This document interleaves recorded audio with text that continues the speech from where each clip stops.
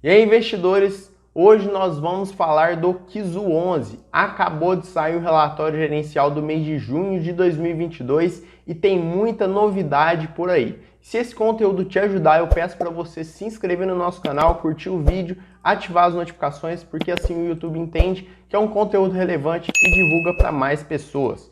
Agora vamos aqui falar do Kizu 11, relatório gerencial atualizado para vocês.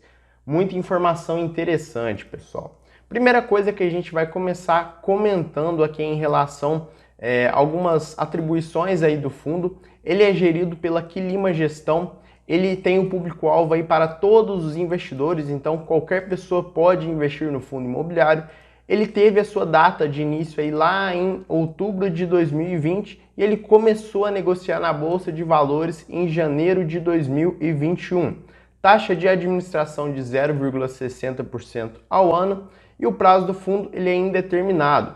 Objetivo e política de investimento. O fundo tem por objetivo seguir a carteira teórica do índice de referência Suno 30. Pessoal, só fazendo aqui um pequeno disclaimer, né? Eu já falei isso aqui no vídeo anterior do Kizu 11. Ele não é um fundo imobiliário da Suno, ele é um fundo imobiliário que replica o índice Suno 30, beleza?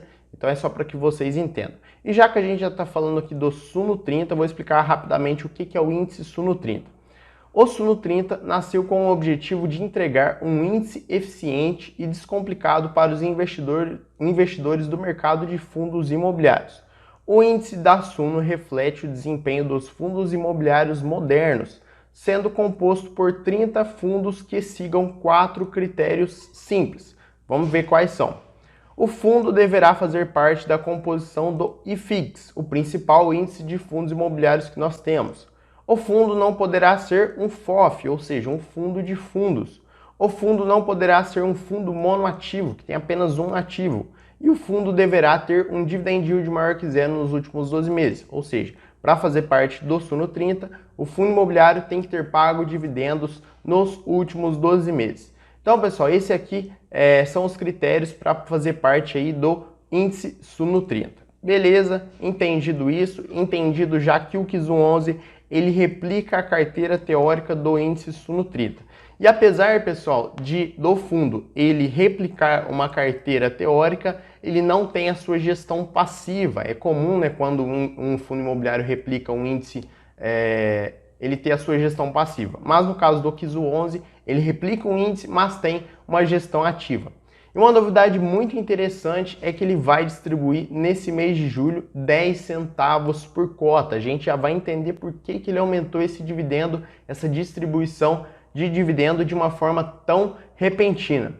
Dividend yield anualizado 15,73%, número de cotistas 66 mil, cota patrimonial 8,82, cota no mercado 7,63, ou seja, o preço sobre o valor patrimonial do fundo imobiliário está abaixo de 1, o que pode indicar que o fundo está descontado. Desempenho. Tem algumas informações que a gente precisa entender aqui, pessoal. Especificamente esse parágrafo aqui.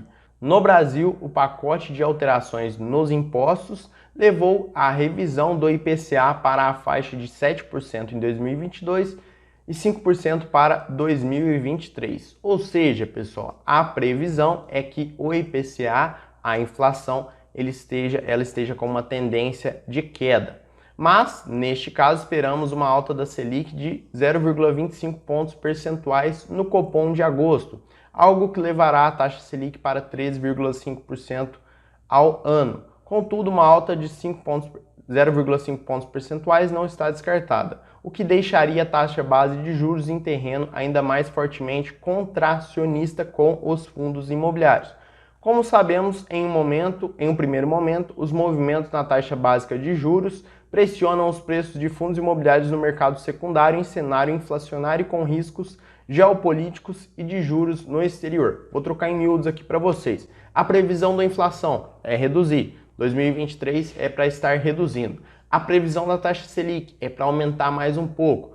Pessoalmente, pessoal, claro, né, que isso aí ninguém sabe, é difícil a gente prever, mas eu acredito que a taxa Selic vai ficar em torno de 14% ao ano. Não acredito que vai passar muito mais que isso. Claro, é uma coisa que não dá para prever mais uma vez.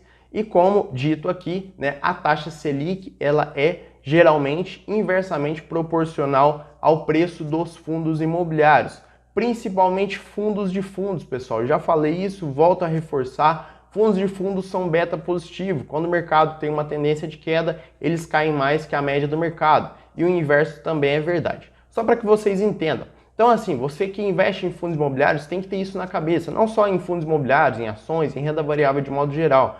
A tendência agora, pessoal, é de queda. E isso pode significar uma oportunidade para a gente poder comprar bons fundos imobiliários, boas ações, bons ativos de modo geral a preços baratos. Porque depois que sobe, não adianta você comprar, você já vai ter perdido uma boa parte da rentabilidade. Beleza? Então, só para que vocês entendam. Vou ler aqui também o último parágrafo que é importante. No fim de junho, o KIZO 11 estava com 94,1% da carteira alocados em fundos imobiliários. A distribuição divulgada em 30/6 foi de 10 centavos por cota, representando aumento significativo em relação aos meses anteriores, proporcionado não só pelo carregamento da carteira que segue forte e aumentando, mas principalmente pelo lucro represado ao longo do semestre que foi distribuído no fechamento. O dividendo será pago em 14 de julho e representa um yield anual de 15,73% sobre a cota de fechamento do mês, consideravelmente acima do dividend yield do IFIX. Blá, blá, blá. Isso aqui o que importa para a gente é que geralmente isso acontece que a maioria dos fundos imobiliários eles vão represando, eles vão retendo um pouquinho de dividendo, um pouquinho de resultado todos os meses. E como os fundos imobiliários, para quem não sabe, eles são obrigados a distribuir 95% do resultado de forma semestral. Por que eles distribuem todo mês? Porque é um costume do mercado. O fundo que decidir distribuir a cada 6 meses, provavelmente os investidores não vão se interessar, mesmo que ele vai distribuir de forma acumulada.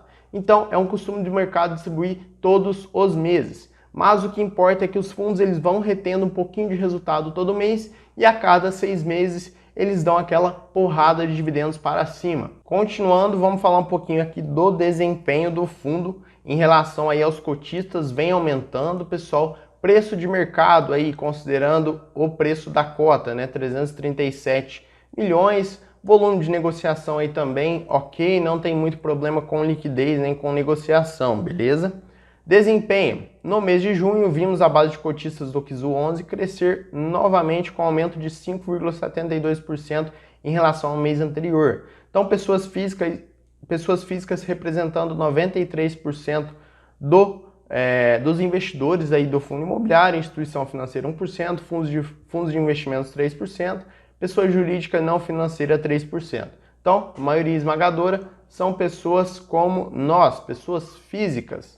Desempenho aí em relação à distribuição dos cotistas. Tem cotista espalhado pelo Brasil inteiro, pessoal. E aqui a evolução mensal dos cotistas, a gente consegue ver que o fundo ele vem numa tendência forte de crescimento da base dos cotistas. Bem legal isso também. Alocação por fundos de investimentos. Aqui, como eu disse em outros vídeos já do KIZO 11, em outros vídeos de fundos, é onde está o pulo do gato. É onde a gente consegue ver se o fundo é bom ou não. Por quê? Aqui estão os fundos que o KIZO 11 está investindo nesse momento. KNCR 11, CPTS 11, HGRU 11, IRDM 11, HCTR e por aí vai. E aqui eles estão dispostos por ordem aí de importância, 3,8%, 3,7% e vai caindo ao longo aí desse gráfico. Pessoal, o que a gente precisa entender quando nós analisamos um fundo imobiliário que investe em outros fundos imobiliários? Você precisa ver se os fundos que ele está investindo nesse momento são bons. Será que o KNCR 11 é bom? Será que o CPTS 11 é bom? Será que o HGRU é bom? E RDM 11 é bom? Então você vai vendo para poder ver se são bons fundos imobiliários. Se ele investe em bons fundos imobiliários, ele é um bom fundo imobiliário. É isso que você tem que ver. Eu, particularmente, já falei, prefiro investir diretamente nos fundos imobiliários, sem ficar investindo por fundos de fundos. Mas isso é uma escolha minha, pessoal. Não tem nada de errado de você comprar um fundo imobiliário e investe em outros fundos imobiliários. Não tem problema nenhum. A gente vive aí em momentos diferentes da vida, a gente vive em nossos problemas são diferentes, nossas vidas, nossas rotinas são diferentes, então assim, não justifica eu falar para mim para você o que é certo ou o que é errado fazer com o seu dinheiro, beleza? Só uma questão pessoal minha. Questão de diversificação por setor, pessoal. Papel 37%, maior parte aí do portfólio representando aí o segmento de papéis. Galpões quase 20%, shoppings 12%, híbrido 8,8%, lajes corporativas 8%, liquidez, né, que é a parte aí de renda fixa, 5,9%, bancário e varejo 4,9% e educação 3,6%. Questão de classe de ativos, a maior parte, 95%, está alocado em cotas de outros fundos imobiliários, beleza? Questão dos rendimentos, pessoal, o fundo, como eu disse, a cada 6 meses, normalmente, né, isso não é uma regra, mas normalmente pode acontecer do fundo ter esse aumento de dividendos. Claro que o fundo pode distribuir isso quando ele quiser, mas via de regra acontece sim a cada 6 meses. A gente pode ver que em dezembro de 2021 teve um pequeno aumento, agora em junho de 2022 também teve um grande aumento. Vamos esperar para ver em dezembro de 2022 se também vai manter esse aumento. E só para a gente finalizar, vamos falar da demonstração de resultado mensal do fundo imobiliário. Receita, pessoal, vamos olhar aqui a primeira linha de receita, junho de 2022. A receita ela vem se mantendo aí na faixa dos 3 milhões e 300, 3 milhões e 500, mais ou menos isso mesmo. A principal receita do fundo é fundos imobiliários, né, porque ele investe em outras cotas de fundos imobiliários.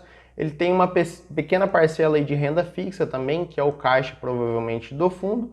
Tem aí então os seus impostos e despesas, no caso aqui somente despesas operacionais, e também tem a parte de lucro líquido caixa, que representa uma parcela.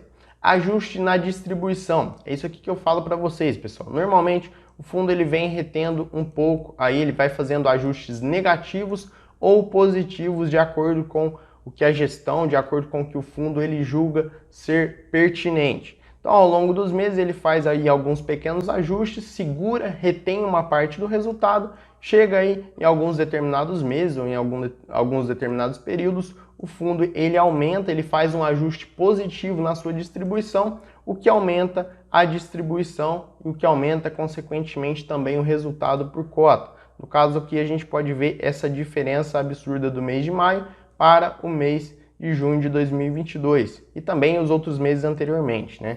10 centavos por cota. Então é isso, pessoal, composição do resultado aqui também, 10 centavos por cota, basicamente é esse o que teve. Aqui a gente pode ver que teve uma diferença bem interessante, bem diferente dos outros meses na parte de reservas. E só para finalizar, antes que alguém fique com alguma dúvida na questão dos rendimentos, provavelmente, pessoal, o fundo ele não vai distribuir sempre 10 centavos por cota, ele vai manter aí na faixa dos 7, 8 centavos, é o que eu acredito, mas como eu disse para vocês, a cada 6 meses a tendência do fundo é dar uma porrada de dividendos para cima.